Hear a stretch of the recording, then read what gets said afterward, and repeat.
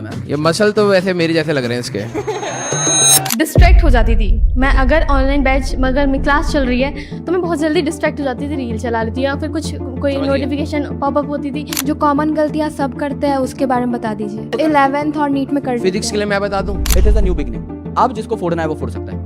आपको ये नहीं कह सकता कि वो मुझसे आगे वो मुझसे पीछे। 10वीं में किसी ने ऐसा कुछ नहीं सीखा है। अगला टेस्ट भी आएगा ना, टेस्ट से पहले आपको ऐसा लगेगा मैं भूल रहा हूँ। ये अगर आपको कोई बोल रहा है वो डे 1 पे झूठ बोल रहा है, वो आपको बहुत ज्यादा चमका रहा है।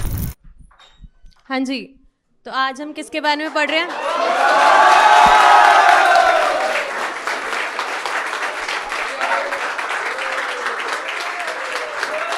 एनर्जी तो वैसे काफी अच्छी है, थैंक यू सो मच। और अभी आप लोग क्या पढ़ रहे थे भाई? ये सब कॉन्ट्रैक्शन ऑफ मसल्स पढ़ रहे थे। ये तो कुछ अलग ही लग रहा है मैम, कोई एनिमे कैरेक्टर है ये। थोड़ा सा इंटरेस्टिंग बनाने के लिए। बहुत बढ़िया मैम। ये मसल तो वैसे मेरे जैसे लग रहे हैं इसके। नहीं आपसे छोटे हैं, आपसे छोटे हैं। हाँ 1 इंच कम रह गया भाई का। तो क्या मैम आप शोल्डर वोल्डर बता रहे थे कि ट्राइसेप्स होती हैं, बाइसेप्स होती हैं, वो वाला जिम? बताना पड़ता है। अच्छा, ये जो हम लोग बोलते हैं ट्राइसेप्स बाइसेप्स, ये टर्म आपके सिलेबस में भी होते हैं या ये जिम वालों के टर्म्स हैं? सर वैसे जिम वालों के हैं। अच्छा, 4 आर्म्स एंड ऑल। तो सर शक्ल आपके ऊपर जा रही है वैसे। बहुत अच्छा लगा यार आप लोगों से मिल करके। और आप लोग 10वीं क्लास से क्लास 11वीं में आए हैं। अच्छा, कितनों ने स्ट्रेस ही नहीं लिया था 10वीं का? पास हो गए हो? नहीं चलो अच्छी बात है। लेकिन अब आप लोग क्लास 11वीं में आए हैं तो आप लोगों को ये तो पता लग गया होगा कि ये क्लास कितनी इंपॉर्टेंट है। यस। और सारे बच्चे आप लोग नीट की तैयारी कर रहे हैं तो सर नीट में बहुत सालों से पढ़ा रहे हैं, तो आपको ये भी पता होगा कि नीट कठिन एग्जामों में से आता है।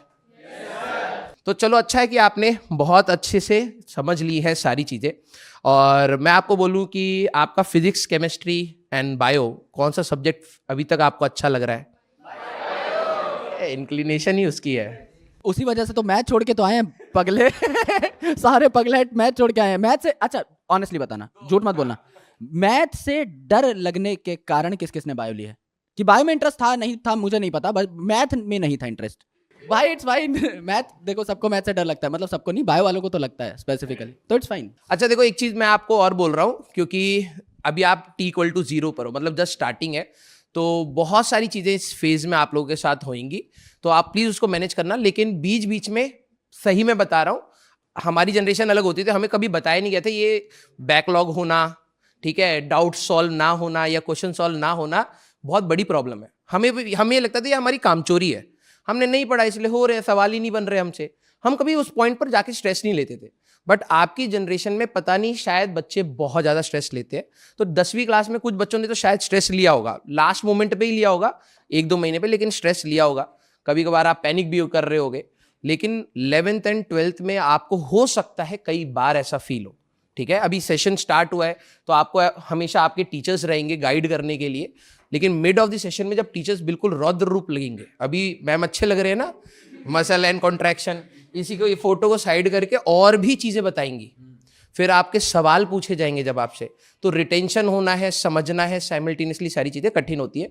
बीच बीच में आपको लगेगा you are in depressive mode, ठीक है।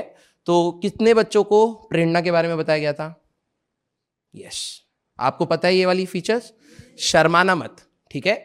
ये सर आप बच्चों को थोड़ा सा उसमें प्रेरणा के बारे में बताएंगे कि क्या है? बिल्कुल सर। देखिए मतलब जर्नी जो है ना, कभी भी कॉम्पिटिटिव एग्जामिनेशन की स्ट्रीमलाइंड नहीं चलती। ये अगर आपको कोई बोल रहा है वो डे 1 पे झूठ बोल रहा है, वो आपको बहुत ज्यादा चमका रहा है कि आपकी जर्नी बहुत मजेदार होगी बाय डिफॉल्ट। लेकिन कई टॉपिक्स हार्ड भी होते हैं, पूरा सब्जेक्ट जो है एक जैसा नहीं चल सकता। कई बार आसान लगेगी जर्नी, कई बार हार्ड लगेगी, अप डाउन, ये जो ग्राफ है वो अपना रूप बदलता रहेगा। उस दौरान आपको डिप्रेशन में नहीं जाना है और बहुत ज्यादा ओवरथिंक नहीं करना है। आप बस ये सोचो कि मेरा जो काम है वो मैं डेली बेसिस पे कर ले जाऊं, उतना ही करना होता है, उससे ज्यादा टफ एग्जाम है नहीं। ना नीट ना जेई कोई रॉकेट साइंस नहीं है, बहुत लिमिटेड सिलेबस है, उसी को पढ़ना होता है, क्वेश्चन लगाने होते हैं, गलतियां एनालाइज करनी होती है। लेकिन कई बार अगर बीच में आप टूट रहे हैं, मैं हमेशा कहता हूं, मैं हमेशा अपने हर बच्चे से कहता हूं, टूटने में कोई बुराई नहीं है, गिरने में कोई बुराई नहीं है, दोबारा ना उठने में बुराई है। अगर आप इस प्रिपरेशन जर्नी के दौरान लड़खड़ा रहे हैं, that's completely fine, but you need to get back on track. उसमें प्रेरणा आपकी मदद करता है। आप काउंसलर के साथ बैठिए और अपने दिल की बातें बहुत ट्रांसपेरेंटली शेयर करिए, आपको कोई जज नहीं करता। एंड आपकी जो जानकारी है ना वो बहुत ही ज्यादा सीक्रेट फॉर्मेट में रखी जाती है, आपको बिल्कुल भी डरने की जरूरत नहीं है कि आपकी जानकारी कहीं शेयर होगी।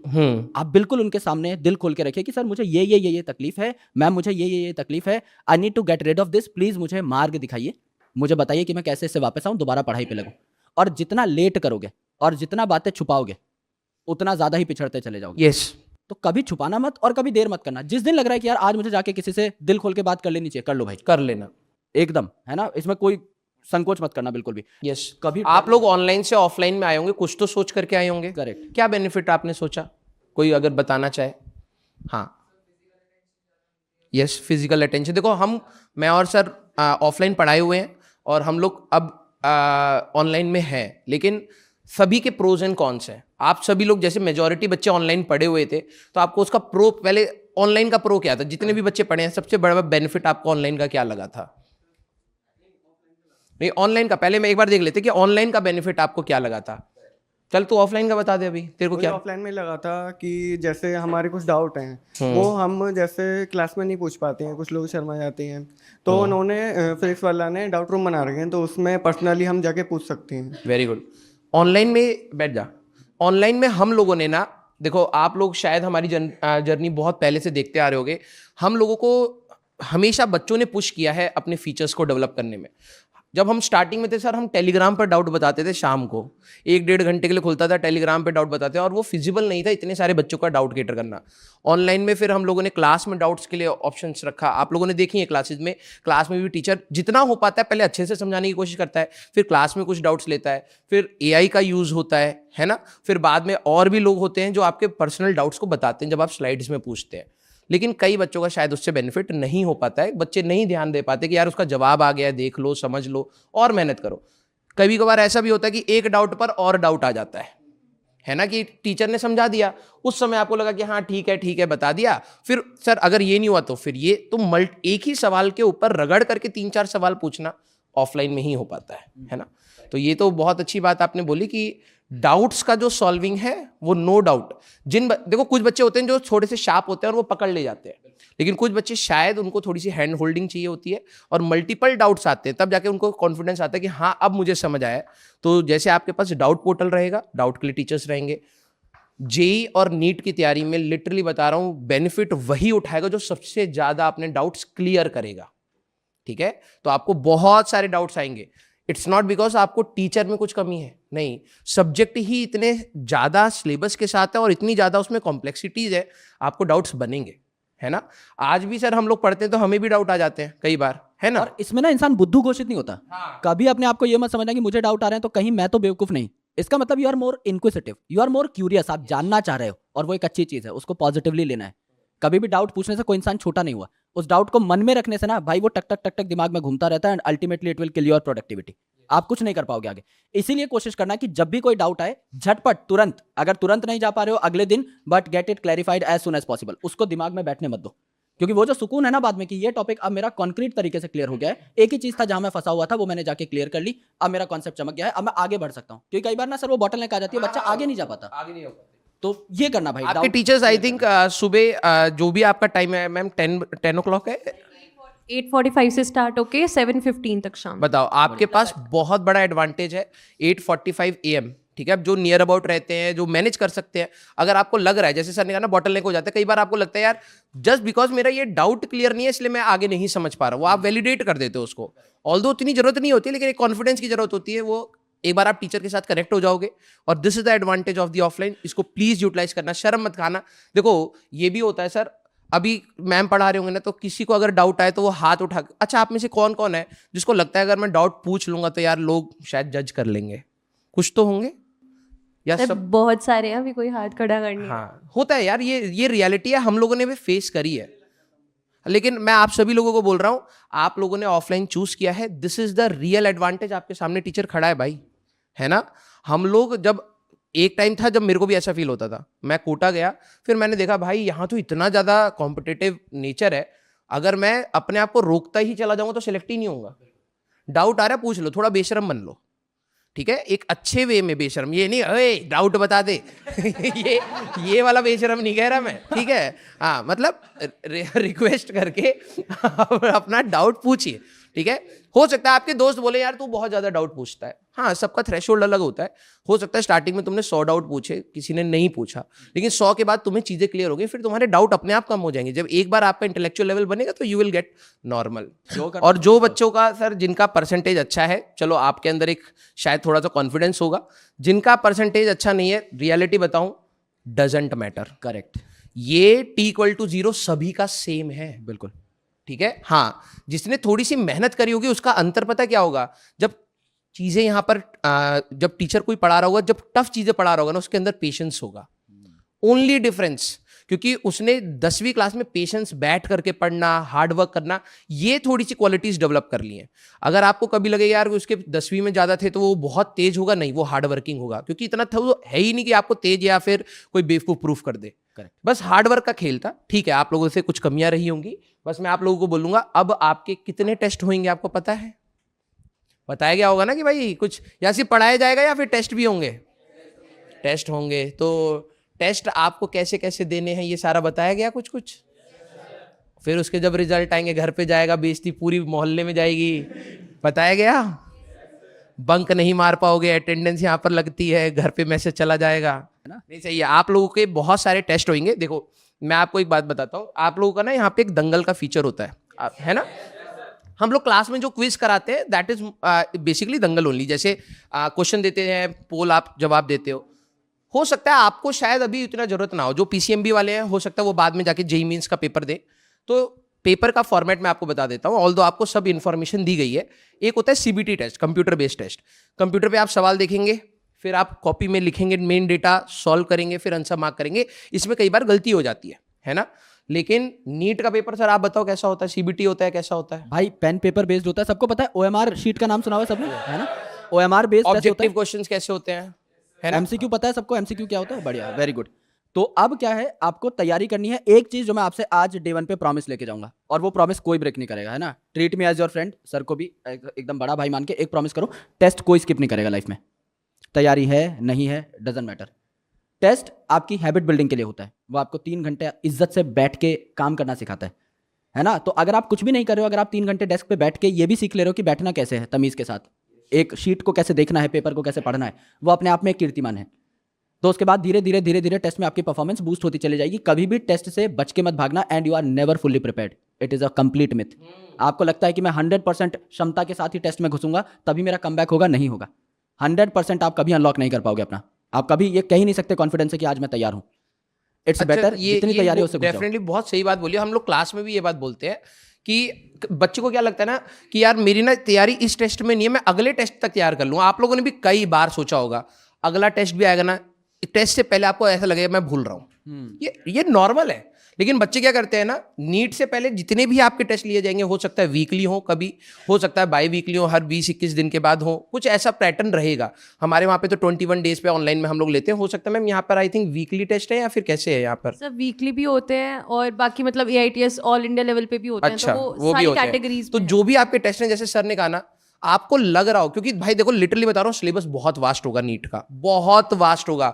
जितना आपने पूरी अपनी साइंस पढ़ी है ना, उतना आई थिंक बॉटनी का एक चैप्टर निपटा देंगे सर। इतना मतलब इतना कंटेंट है। मैं डराने के लिए नहीं कह रहा हूँ, रियलिटी पता होनी चाहिए। क्योंकि जब आपको रियलिटी पता होगी तभी आप अपने एफर्ट्स लगा पाओगे कि यार हमें पहाड़ चढ़ना है तो मेहनत करनी पड़ेगी। तो जब भी आपके टेस्ट हो, आपके अंदर ये फीलिंग हमेशा आएगी, जैसे सर ने बोला कि यार अभी तैयार नहीं है, अगला वाला थोड़ा सा और सीरियसली कर लेंगे या कर लूंगी। मत करना ये, अदरवाइज आप नीट की तैयारी से एक्चुअली में डिस्ट्रैक्ट हो रहे हैं। मेनली बता रहा हूँ, ठीक है। तो आपका बेस्ट एडवांटेज यही है, क्योंकि जो बच्चे नीट देंगे, ठीक है, आप में से उनको पेन पेपर वाला जो फील है वो यहीं पर मिलेगा, है ना। ऑनलाइन वालों के लिए हम लोगों ने RTS टाइप की एक फीचर निकाला हुआ है, रियल टेस्ट सीरीज कहते हैं हम लोग, जिसमें 11th एंड 12th के बच्चे या फिर वो 12th के बच्चे या फिर ड्रॉपर्स सेंटर पर आकर के टेस्ट देते हैं। तो अब आप ये सोचो, आपके तो सारे टेस्ट यहीं होने हैं, है ना। तो दिस इज द एडवांटेज जो बहुत अच्छे से यूज करना। वो 3 घंटा कैसे प्रेशर झेला है, कैसे आकर के टेस्ट में कैसे कैसे अपना नाम लिखना है, वो लिखना है, वो बहुत हैबिट है ये, ठीक है। उसको हल्के से मत लेना, ठीक है। और मॉक टेस्ट को स्टार्टिंग में देना, दिल पे नहीं लेना है। मैं आपको बताता हूं क्यों। There is a pattern to it. जैसे मैं नीट की अगर बात करूं स्पेसिफिकली, पहला टेस्ट जो होगा फिजिक्स में यूनिट एंड डायमेंशन आएगी, मैथमेटिकल टूल्स आएगा, बॉटनी में cell the unit of life है ना, सवाल कैसा आएगा, what is power house of the cell, kitchen of the cell किसे कहते हैं, ब्रेन ऑफ द सेल किसे कहते हैं, मस्त टेस्ट जाएगा, 680 नंबर आएंगे, सब खुश। अगले टेस्ट में समझ लो कि 2-3 टेस्ट के बाद सर्कुलर मोशन आने लगा, रोटेशनल मोशन आने लगा, अचानक से नंबर डीप होंगे क्योंकि सिलेबस में बहुत ड्रास्टिक चेंज आया है। आप बेवकूफ नहीं हो, आपका डिक्लाइन नहीं है, वो सिलेबस टफ हुआ है। तो जो पार्ट वाइज टेस्ट होते हैं उनमें कुछ ऐसे पार्ट्स होंगे जहां सारे ही चैप्टर्स इजी होंगे, कुछ में सारे ही चैप्टर्स हार्ड होंगे, कुछ में मॉडरेट होगा। सो जब वो गिरता हुआ स्कोर है वो एक्चुअल में रियल एनालिसिस नहीं कर पा रहे हो आप। कोई चैप्टर अगर है ही टफ तो उसमें स्कोर गिरेगा। सो एक कॉन्क्रीट एनालिसिस कैसे करना है उसको भी आपको मद्देनजर रखना पड़ेगा डे 1 से। अगर कोई चीज है ही बड़ी, है ही टफ, उसमें नंबर गिरेगा, पूरी क्लास का नंबर गिरेगा। So what you have to ponder upon is the cut off. आपको अपने मार्क्स कभी नहीं देखने कि मेरे 680 थे, आज मैं 640 पे हूं। हो सकता है 680 नंबर लाके भी आप क्लास में 10वें नंबर पे आ रहे हो सकता है 640 लाके भी आप 30वें नंबर पे आ रहे हो। रैंक पे और कट ऑफ पे फोकस करना है हमेशा। अब वो खेल खत्म हो गया है क्लास में, नंबर वाला उसको भूल जाओ अभी। वो 10वीं तक बहुत अच्छा था, कॉन्ग्रेचुलेट योरसेल्फ। जिसके जो भी आए 60, 70, 50% जिसके जो आए हैं, अब सारे जैसा सर ने कहा T0 पे खड़े हो। एंड एक नई जर्नी की सबसे बड़ी एडवांटेज है कि सब स्क्रैच पे हैं। अब it is a new beginning. अब जिसको फोड़ना है वो फोड़ सकता है। अब कोई ये नहीं कह सकता कि वो मुझसे आगे, वो मुझसे पीछे। 10वीं में किसी ने ऐसा कुछ नहीं सीखा है। Cell the unit of life जब हम पढ़ाते हैं, पहला चैप्टर पढ़ाते हैं, आपका 10वीं का ज्ञान खत्म हो जाता है। उसके बाद सब नया है, किसी को कुछ नहीं आता। तो इसीलिए 5-6 टेस्ट के बाद जो रिजल्ट आपको मिलेगा, जो आप अपने अंदर बदलाव देखेंगे, वो हमेशा रहेंगे आपके साथ। तो इसीलिए बिल्कुल डरना मत। This is a journey of patience. सब लोग बोलते हैं हार्ड वर्क, परसिवरेंस, ब्ला ब्ला ब्ला। बहुत लंबा टिकना पड़ेगा भाई, बहुत टिकना पड़ेगा भाई। आप ये समझो ड्रॉप में सर बच्चे 3-3 ड्रॉप भी लेते हैं, बिल्कुल टिकते हैं। ठीक है, कुछ लोग उनको टैग दे देते हैं, अरे नहीं हुआ नीट, तो नीट तो पहले ही टफ है, लेकिन वो उनका पेशेंस को लिए तो एटलीस्ट हमें रिस्पेक्ट करनी पड़ेगी भाई। कि एक चीज सोचिए, उसके पीछे 3-3 साल लगे पड़े। तो जैसे सर कह रहे, पेशेंस अगर तुमने स्टार्टिंग से रखा तो आपका हो सकता है आपको ड्रॉप ना लेना पड़े, आप एक ही बारी में निपटा जाओ उसको, है ना। और प्लीज उसको 5 वर्ष की योजना मत बना देना गवर्नमेंट के जैसे कि भाई 2 साल तो 11वीं 12वीं आराम से करेंगे, फिर 3 साल ड्रॉप लेकर के 5 साल की MBBS थी वो यहीं पर कर लिया आप लोगों ने, है ना। तो वो मत करना। और जैसे सर ने कहा कि अपने teachers, your teachers are your mentors here. वो आपको ग्रुप में गाइड करेंगे, आपकी पर्सनल प्रॉब्लम सॉल्व करेंगे। And that is the advantage of offline which you should always consider कि भाई इसको जरूर यूज करना है, ठीक है। और I wish you all the luck. तो कुछ है आप बात करना चाहते हैं कुछ? अगर आप लोग हमसे कुछ पूछना चाहते हो तो बिल्कुल पूछ सकते हो। Yes yes. सर जो कॉमन गलतियाँ सब करते हैं उसके बारे में बता दीजिए। सबकी गलती जो 11th और नीट में कर फिजिक्स के लिए मैं बता दूं, यस सर। आप मैथ्स को दोष दोगे। सबसे बड़ा मैंने Yes. नीट के बच्चों को देखा है, सर मैथ्स आ गई थी इसलिए मेरी फिजिक्स वीक है। मैथ्स कुछ नहीं आई है, बेसिक है। बैठ जाओ बेटा, लिटरली बता रहा हूँ। हाँ, एक जगह पर आपको डिफरेंशिएशन पढ़ाया जाएगा, एक जगह पर इंटीग्रेशन। और ऐसा नहीं कि हर सवाल में डिफरेंशिएशन इंटीग्रेशन आ रहा है। पूरी फिजिक्स इट्स लॉजिकल। अगर आपके नॉर्मली आप अपने दोस्तों से जब बात करोगे ना, तो वो आपको सलाह देंगे भाई रट ले इसको, फॉर्मूला बताया, ट्रिक बताया है, याद कर ले। हाँ, याद करोगे क्योंकि एग्जाम में स्पीड भी चाहिए। बेटर है कि आप याद भी रखें, लेकिन अगर आपका सारा का सारा फोकस सिर्फ रटने के ऊपर है कि भाई फिजिक्स में 10 फॉर्मूले बताए थे, याद कर लिए, हाँ आप भिड़ गया वो फॉर्मूला डायरेक्टली, तो आपका समय बच जाएगा एग्जाम में, that's a good point. But नहीं भिड़ा तो आपका कंसेप्ट ही काम आएगा। तो जो भी आपको बोले कि भैया मैथ्स की वजह से फिजिक्स नहीं आ रही, दिस इज मिथ, 100% मिथ। मैं आपको बता रहा हूं, अभी आप लोग जब फिजिक्स स्टार्ट करेंगे ना, आप लोग रेशो की जब सवाल आएंगे ना, R1/R2 बता दो, आप उल्टा रेशो मार्क कराओगे। क्रॉस मल्टीप्लाई करना होगा तो गलत कर दोगे। स्क्वायर करना था आपने क्यूब कर दिया, क्यूब रूट ऑफ 9 कुछ और लिख दिया, ये गलतियां करोगे तुम। और एनालाइज करना, इट्स नॉट मैथ्स, मतलब वो टफ वाली मैथ्स है ही नहीं भाई। 2 ही टॉपिक है, इंटीग्रेशन, डिफरेंशिएशन। और वो टीचर आखिरी तक आते आते आपको इंटीग्रेशन डिफरेंशिएशन आता होगा, आप स्क्वायर गलत निकालोगे, आप रूट गलत निकालोगे, आपका क्रॉस मल्टीप्लाई गलत होगा, इक्वल टू के साइन से दूसरी साइड ले जाना था तो साइन +4 को -4 करना था आपने, वो यही माइन्यूट गलती है। अगर आपको अपनी फिजिक्स सुधारनी है, प्लीज आप मैथ्स को ब्लेम मत करना, आप थॉट प्रोसेस पर जाओगे, फिजिक्स लिटरली बता रहा हूं आपके बायो से भी ज्यादा बेटर हो जाएगी। और सिलेक्शन आपका बायो कराएगा, रैंक लिटरली फिजिक्स दिलाएगी। Agreed, yes. क्योंकि बायो आप में से सभी लोगों ने कहा था ना बायो आपकी फेवरेट है, सभी स्कोर कर जाओगे, 300 तक हर बच्चा ला रहा है। डिफरेंशिएटिंग फैक्टर क्या होगा? डिफरेंशिएटिंग फैक्टर वो होगा, तुम्हारे फिजिक्स में आ रहे होंगे 60, एक क्या आ रहे होंगे 120, 150। तो वो इतना बड़ा गैप तुम बायो से भर ही नहीं सकते, क्योंकि बायो में हर कोई सैचुरेट करेगा 320, 340, 300, 10-20 मार्क्स में सारे बच्चे कहीं ना कहीं होंगे। और फिजिक्स में डिफरेंस क्या आ रहा होगा, 100 मार्क्स का। तुम कितना बायो और पढ़ करके निकाल दोगे? समझना ये चीज। तो यही सबसे बड़ी बच्चे की गलती होती है। फिजिक्स हल्की सी कठिन होती है, एनालिटिकल होती है, बच्चा बायो साइड भाग जाता है। करना है बायो ही आपका सिलेक्शन करेगा। अगर आपने वहां 300 नहीं स्कोर करे तो फिर सिलेक्शन ही नहीं है, ये भी है। तो बहुत अच्छा बैलेंस बनाइए। तो मेरा फिजिक्स सब्जेक्ट का तो मैं यही बोलूंगा, मैथ्स को ब्लेम मत करना, ठीक है? It's logical interpretation. सर जब मैं 10th में थी तो मैंने ऑनलाइन किया था। मतलब अभी कुछ दिन पहले ही? हाँ, कुछ दिन पहले ही। तो मैं डिस्ट्रैक्ट हो जाती थी। मैं अगर ऑनलाइन बैच अगर मेरी क्लास चल रही है तो मैं बहुत जल्दी डिस्ट्रैक्ट हो जाती थी, रील चला लेती या फिर कोई नोटिफिकेशन पॉपअप होती थी तो अच्छा देख लेता क्या है ये। तो ना ऑफलाइन पे आने पे ये एक बहुत अच्छी चीज़ हुई है। 2 घंटा अगर क्लास है तो 2 घंटा फोन नहीं यूज कर यस सकते। सर, वही कि अगर आपकी क्लास है तो आपको क्लास लेनी है, आपको कुछ और नहीं करना है। और फिर ये मैंने अडेप्ट कर ली ये चीज़। अब मैं घर पे जब मैं पढ़ रही होती हूँ तो मैं फ़ोन टच नहीं करती। वेरी गुड यार, वेरी गुड। ये बहुत अच्छा पॉइंट बोला आपने। ये सर, सर ये है। इसमें सवाल क्या है? सवाल नहीं, वो ये तो बता अच्छी रहे बात है। डिफरेंस ऑनलाइन अच्छा, पे हाँ, ऑफलाइन में difference जब ये आई है। हाँ, क्या ये वाला बता। अभी जस्ट हम नीचे बैठे हुए थे, हम लोग यही डिस्कस कर रहे थे। सर खुद रीले देख रहे हैं। सर खुद कह रहे यार बहुत एडिक्टिव होता है। नहीं झूठ बोल रहे हैं, मैं यूट्यूब शॉर्ट्स देख रहा था। तो बात आपकी बिल्कुल सही है, आई कैन रिलेट। और सर ने अभी जस्ट बता ही रहे थे कि भाई मैंने 2-3 दिन से अभी सारे देखना बंद कर दिया, क्योंकि सही में बहुत टाइम वेस्ट हो जाता है कई Yes, बार। sir. और सर कह रहे थे कि वो टाइम हमें भी और बेटर बनने के लिए यूटिलाइज करना Yes, चाहिए, sir, yes, ठीक है? sir. तो जो भी बच्चे ऑनलाइन वाले, वैसे आप तो सारे उसमें आ गए हो ऑफलाइन में, दिस इज द एडवांटेज। जैसे हम लोग कहते हैं ना कि सर हमारा लर्निंग स्पैन या फिर वो पेशेंस का स्पैन बहुत कम रह गया अब। तो ऑफलाइन में एटलीस्ट आप जब 1.5 घंटा 2 घंटे की क्लास करोगे तो एटलीस्ट वो 1.5 घंटा तो आपको आदत बन रही है कि भाई लगातार सुन ले। करेक्ट। जैसे आपकी कोई शॉट है जिसमें लेट्स से आप कुछ फनी कर रहे हो या मैं कुछ फनी कर रहा हूँ या हम स्टोरी सुना रहे हैं, उसके नीचे कई बार कमेंट नहीं आते कि सर मैं तो रोटेशनल मोशन पढ़ने आया था। Shorts correct. तो वो पता है क्या है, यूट्यूब ले जाता है आपको घुमा घुमा के कहीं और ही छोड़ देता है। वो रिकमेंडेशन ऐसी आती हैं कि क्योंकि यूट्यूब का भी धंधा है ना भाई, उसको भी चाहिए कि लोग ज्यादा से ज्यादा यूज करें। अब लेक्चर तो कोई कितना ही देखेगा, तो वो भी उठा के आपको फेंकेगा कहीं रील पे, शॉर्ट पे, एंड अल्टीमेटली फिर आप वो स्क्रॉल करना स्टार्ट कर ये वाला स्टेटमेंट तो तुम लोगों ने भी लिखा, मैं तो पढ़ने आया था। रीलों में पढ़ने आया था, पेपर नीट का रीलों में से निकलेगा। सर एक पर्सनल डाउट था आपसे, राजवंश सर से। भाई मेरे को ऐसा भाई मारी है कि भाई कुछ तगड़ा बॉम्ब फोड़ेगा। हाँ। जिम की डाइट बता दो अपनी। जिम की डाइट देख भाई, ये जो तेरे को मसल पढ़ाए जा रहे हैं ना, अभी तुम बायो के स्टूडेंट, तुम्हें प्रोटीन पता है ना, अमीनो वो वाले एसेंशियल प्रोटीन्स होते हैं, अमीनो एसिड्स कुछ होते हैं। देख कुछ बॉडी सिंथेसाइज कर लेती है, कुछ को हमें बाहर से खाना पड़ता है। कैलकुलेशन में स्पीड भाई देखो, जब तुम बचपन में साइकिल चलाते थे धीरे चलाते होगे ना, बाद में अब रेस लगाता होगा, अब तो स्किड भी मारता होगा, हाथ भी छोड़ देता होगा साइकिल में। जो स्पीड का तू खेल जिसमें तू पीछे है ना, जितनी प्रैक्टिस करोगे उतना बेटर बनोगे। बिल्कुल। तो आप उसके ऊपर प्रैक्टिस बढ़ा दो, अपने आप सीधे हो जाएंगे। सारा खेल मेंटेलिटी का। अगर आपने किसी चीज को टफ मान लिया है तो फिर आप नहीं करोगे। अगर आप उसको कहो कि यार मेरे को इंप्रूव करनी है, थोड़ा सा इजी है, बस करना पड़ेगा, हो जाएगा। बहुत अच्छा लगा ऐसी, मजा आया। मतलब आपके अंदर जो ये बच्चों वाला वो है ना, वो रखिएगा, अपने टीचर्स के साथ कनेक्टेड रहिएगा।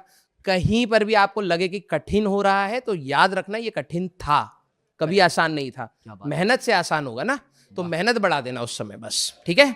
Love you all, thank you. चलो यार, लव यू, बाय बाय।